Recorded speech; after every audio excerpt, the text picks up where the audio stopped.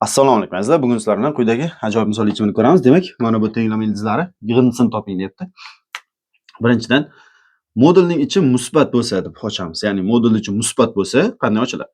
Bilamizki, modul ichi musbat bo'lsa o'zida ochiladi. Ketdik. O'zida ocha olamiz. 3 plus x minus 2 teng x kvadrat minus x. Faqat eslab qolasizlar, hozir bu tenglamani ishlaganda chiqqan javobni olib kelib uni x o'rniga qo'ysak, modul ichini musbat qilishi shart.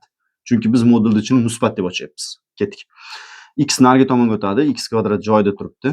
Minus bo'lib o'tsa bu bilan minus 2x bo'ladi. Ikkalasi ayrilsa 1, narigi tomonga o'tsa minus 1. Teng bo'ladi o'rtoqlar 0 ga. Diskriminanti 2 ning kvadrati 4 ko'paytirilgan. Demak, 2 ning kvadrati minus 4ac edi. Minus 4 ko'paytirilgan 1 ko'paytirilgan minus 1 bo'ladi. 4 qo'shilgan 4 8 bo'ladi. Demak, birinchi yechim x birimiz 2 plus ildiz ostida 8 taqsim 2. 8 da 4 kare 2 ligidan 2 chiqadi, ildiz osti 2 qolib ketadi. Taqsim 2. 2 lar chiqarib qisqartirib yuborsak 1 plus ildiz osti 2. Birinchi yechim. Ikkinchi yechim x2 miz. Demak, bizda bo'ladi 2 minus ildiz osti 8 taqsim 2 bo'ladi. 2 minus 2 ildiz osti 2 taqsim 2. 2 lar chiqarib qisqartirib yuborsak 1 minus ildiz osti 2 bo'ladi o'rtoqlar. 1 minus ildiz osti 2 yechim bo'lmaydi. Nimaga? Chunki 1 minus ildiz osti 2 ni olib kelib x o'rniga qo'ysak bunday qoladi modul ichi. 1 minus ildiz osti 2 minus 2. Hozir modul ichi musbat bo'lmaydi, manfiy bo'lib qoladi. Biz esa modul ichini musbat deganmiz. Demak, bu yechim bo'la olmaydi. Hozir mana bu esa bizda yechim bo'la oladi. Ketdik. Xo'sh, endi ikkinchisi.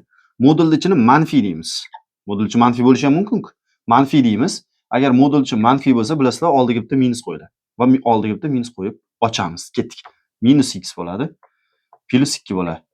Teng x kvadrat minus x. Faqat yana eslab qolasizlar, bu tenglamani ishlaganda chiqqan javobni x o'rniga olib qo'ysak, modul ichi manfiy ishorali bo'lishi shart. Ketdik. Minus x lar yo'q bo'lib ketadi. 5 teng bo'ladi x kvadratga. X kvadrat 5 bo'ladigan bo'lsa, bilasizlar, x o'zi plus ildiz osti 5 va minus ildiz osti 5 bo'ladi. Chunki minus ildiz osti 5 kvadrati ham, ildiz osti 5 kvadrati ham baribir 5 ni beradi. Biz plus ildiz osti 5 ni ola olmaymiz. Nimagaligini juda yaxshi bilasizlar. Chunki ildiz osti 5 ni olib kelib, mana x o'rniga qo'yadigan bo'lsak, ildiz osti 5 minus 2. Buni ishorasi o'rtoqlar musbat. Nimaga musbatligini bilasizlar. Ildiz osti 5 dan 2 dan katta son chiqqan. Biz esa modul ichini manfiy deganmiz. Shuning uchun buni ola olmaymiz. Bu yechim bo'ladi. Minus ildiz osti 5 ni olib borsak, modul ichi manfiy bo'la oladi.